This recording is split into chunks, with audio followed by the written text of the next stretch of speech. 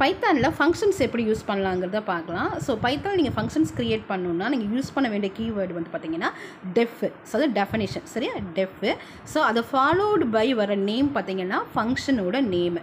Function name எப்போயுமே user defined தான். நம்மளுக்கு எப்படி தோணுதோ நீங்கள் ஃபங்க்ஷன் நேம் கொடுத்துக்கலாம். ஜஸ்ட்டு அந்த ஃபங்க்ஷனை டிஃபைன் பண்ணுறீங்க, அதை கால் பண்ணுறீங்க, அவ்வளோதான்.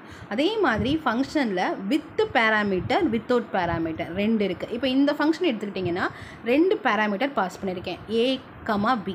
2 இன்புட்டை ரன் டைமில் கெட் பண்ணிவிட்டு அந்த 2 இன்புட்டையும் நான் பேராமீட்டரை என்ன செஞ்சுருக்கேன், அந்த ஃபங்க்ஷனில் கால் பண்ணியிருக்கேன். ஸோ ஆட்டோமேட்டிக்காக அங்கே போயிட்டு அதுக்கான இன்புட் ப்ராசஸ் பண்ணிவிட்டு எனக்கு அவுட்புட் வரும்.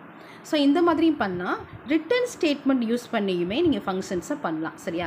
ரிட்டர்ன் ஸ்டேட்மெண்ட்டுங்கிறது என்னென்னா நீங்கள் அந்த அவுட்புட்டை ஒரு வேரியபிளில் ஸ்டோர் பண்ணி அந்த வேரியபிள் நீங்கள் பிரிண்ட் பண்ணலாம். ஸோ இது ரிட்டர்ன் ஸ்டேட்மெண்ட். தேங்க்யூ.